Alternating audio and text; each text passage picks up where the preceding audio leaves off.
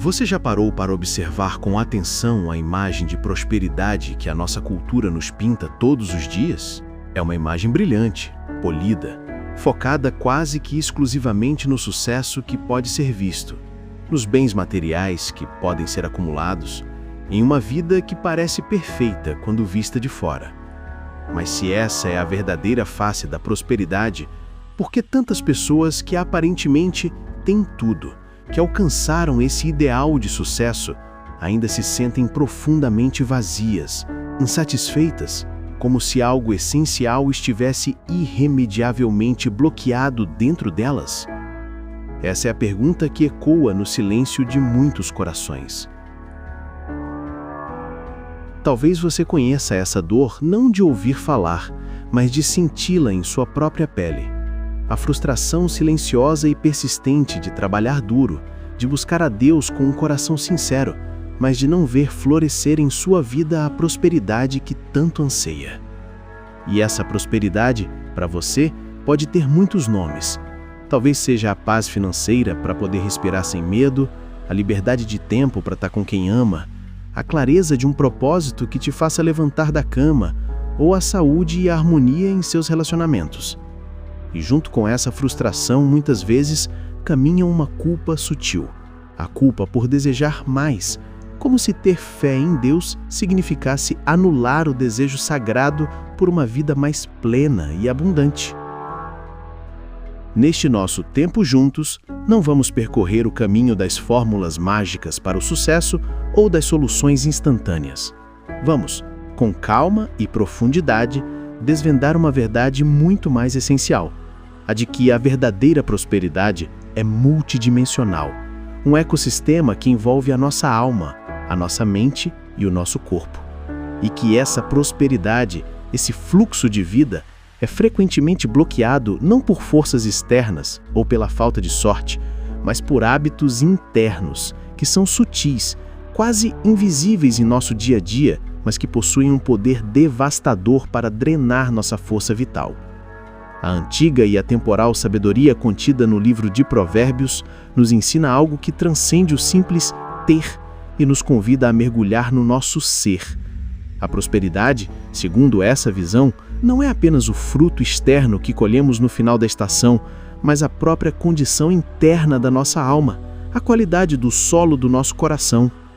Como está escrito, porque como o homem imaginou na sua alma, assim é. Os hábitos que nos bloqueiam, que nos impedem de florescer, não operam na superfície da vida, nos nossos comportamentos visíveis. Eles operam no nível profundo do coração, moldando silenciosamente a nossa realidade de dentro para fora. O hábito do consumo vazio, a busca incessante por preenchimento externo. O primeiro desses hábitos sutis que drena silenciosamente a nossa prosperidade é o que podemos chamar de consumo vazio. É aquela sensação persistente, quase como um zumbido no fundo da alma, de que nunca temos o suficiente. É a necessidade constante de mais um item, mais uma experiência, mais uma validação externa para nos sentirmos, ainda que por um breve e fugaz momento, prósperos ou finalmente realizados. É uma sede que a água deste mundo, por mais que a bebamos, parece nunca conseguir saciar de verdade. A psicologia moderna deu um nome a essa experiência, a esteira hedônica. Trata-se da tendência profundamente humana de nos adaptarmos com uma velocidade impressionante a novas circunstâncias positivas, retornando sempre ao nosso nível anterior de felicidade. Nós compramos algo novo e sentimos uma onda de alegria momentânea, mas logo essa novidade se torna o nosso novo normal, o nosso novo ponto de partida, e a busca por algo mais recomeça. É um ciclo vicioso de consumo, uma esteira que nos mantém correndo sem nunca nos levar a um destino de satisfação real, apenas nos deixa cada vez mais exaustos. Esse hábito se manifesta em nosso comportamento de várias formas: no gasto por impulso para aliviar uma emoção desconfortável, no acúmulo desnecessário não apenas de coisas, mas também de informações e distrações, na busca incessante por gratificação instantânea. Cada um desses atos, aparentemente inofensivo, drena os nossos recursos mais preciosos, o nosso dinheiro, o nosso tempo e a nossa energia mental, e nos impede de investir no cultivo da verdadeira riqueza interior, que é a única que pode, de fato, nos preencher e nos satisfazer de forma duradoura. E aqui exige uma verdade libertadora, que pode mudar o curso da nossa jornada. A verdadeira prosperidade não começa na satisfação indiscriminada de cada um dos nossos desejos, mas na gestão sábia e intencional deles. O primeiro passo para desbloquear um fluxo de abundância genuína em sua vida é tomar a decisão consciente de parar de drenar sua energia e seus recursos na busca pelo mais ilusório. É um convite para aprender a encontrar a riqueza no contentamento, na gratidão profunda e na suficiência que, pela graça de Deus, já habita dentro de você, esperando para ser descoberta. 2. O hábito da ansiedade fictícia, a paralisia pela preocupação com o amanhã. O segundo grande bloqueio que impede a nossa prosperidade de fluir é um hábito que se instala na mente, o da ansiedade fictícia. É o fardo de viver com um pensamento que é constantemente bombardeado por cenários catastróficos, dominado pela pergunta paralisante: e se? É um medo sutil que nos impede de agir com coragem, de tomar riscos calculados, de fazer os investimentos, seja de nosso tempo, de nosso dinheiro ou de nossa energia, que poderiam gerar um crescimento real e significativo em nossa vida. É uma prisão mental cujas grades são forjadas por preocupações que, na maioria das vezes, nunca chegam a se materializar. A neurociência nos ajuda a compreender o que acontece dentro de nós nesse estado. A nossa amígdala, a pequena estrutura em nosso cérebro, que funciona como um centro de alarme para o medo, pode ser literalmente sequestrada pela ansiedade crônica. Isso nos mantém em um estado constante de luta ou fuga, como se estivéssemos diante de um perigo real e iminente, mesmo quando estamos em total segurança. Esse estado de alerta contínuo bloqueia a nossa criatividade, a nossa capacidade de tomar decisões estratégicas e a visão de longo prazo, que são faculdades absolutamente essenciais para construir uma vida próspera e estável. Esse hábito paralisante muitas vezes se disfarça de virtude para se proteger. Nós o chamamos de prudência, quando na verdade ele é procrastinação. Dizemos que estamos esperando por um sinal perfeito de Deus, quando na realidade estamos paralisados pelo medo de sair da nossa zona de conforto, de dar um passo em direção ao desconhecido. É uma forma sutil e perigosa de autossabotagem que nos mantém estagnados em um porto seguro, esperando por uma segurança absoluta que nunca chegará, enquanto o navio da nossa vida poderia estar navegando em direção a novos horizontes. É nesse ponto que a profunda exortação de Jesus para não andarmos ansiosos pelo dia de amanhã se revela não como um conselho para sermos irresponsáveis ou negligentes com o futuro. Pelo contrário, ela é uma chave mestra para a libertação da nossa mente. É um convite amoroso para abandonarmos o peso esmagador e paralisante da preocupação e focarmos toda a nossa energia na ação presente, no hoje, construindo o nosso futuro não com a matéria frágil do medo, mas sobre o alicerce sólido de uma fé ativa e confiante. É a liberdade para agir agora, porque o amanhã pertence a Deus. 3. O hábito da vitimização invisível. A transferência da responsabilidade pela sua realidade. O terceiro hábito, e talvez o mais sutil e difícil de enxergar em nós mesmos, é o da vitimização invisível. É a narrativa interna, muitas vezes inconsciente, que nos convence de que as coisas simplesmente acontecem para mim, em vez da verdade libertadora de que elas acontecem através de mim. É a tendência, quase automática, de culpar as circunstâncias externas, as outras pessoas, a falta de sorte, ou até mesmo de usar uma interpretação distorcida da vontade de Deus, como uma forma de nos isentar da responsabilidade pelos resultados indesejados em nossa vida. A psicologia nos oferece um nome para essa crença: o locus de controle externo. Trata-se da convicção de que os resultados da nossa vida são controlados primariamente por forças que estão fora de nós.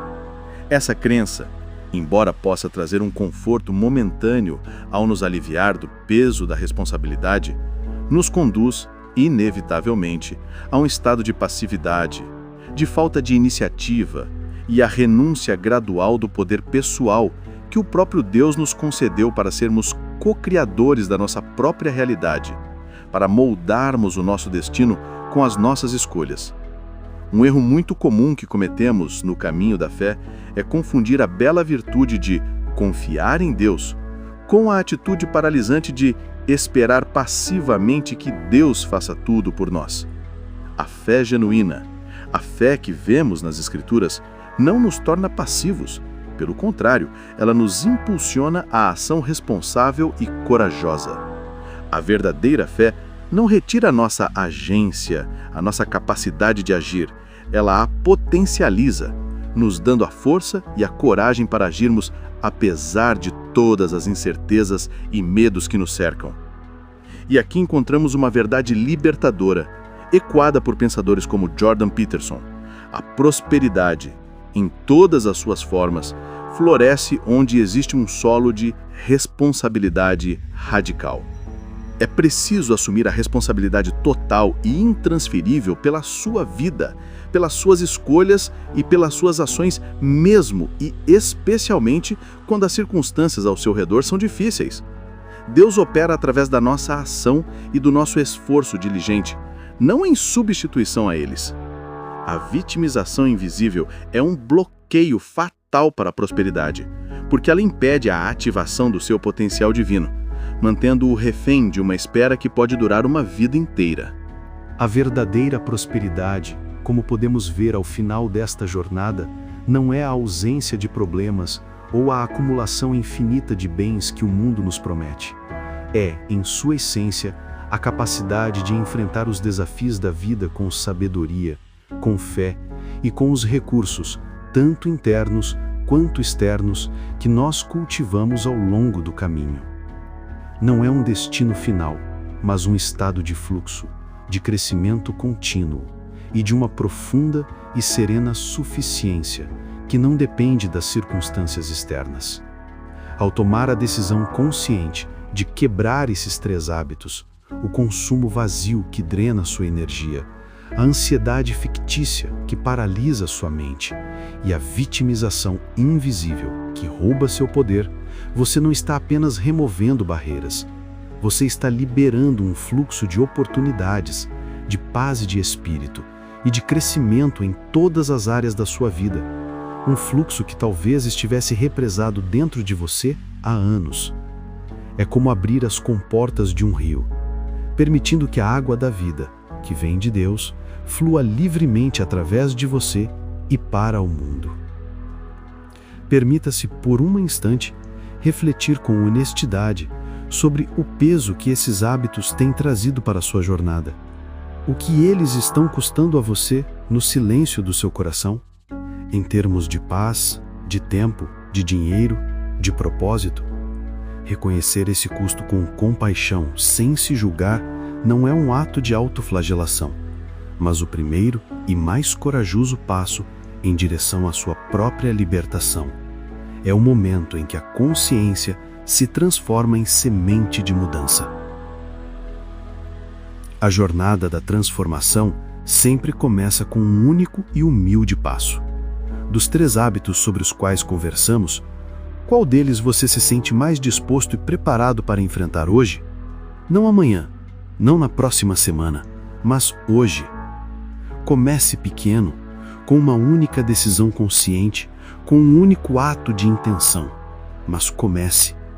Lembre-se sempre que nesta caminhada, a direção que você toma é infinitamente mais importante do que a velocidade com que você caminha. Podemos, por fim, pensar em nossa vida como um jardim da alma.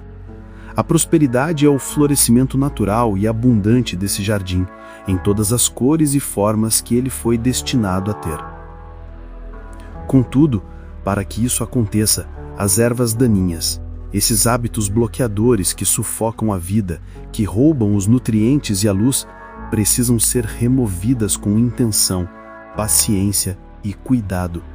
Somente então as sementes da fé, da sabedoria e da diligência que o próprio Deus plantou em você terão o espaço necessário para crescer livremente e dar os frutos que desde o início você foi destinado a dar.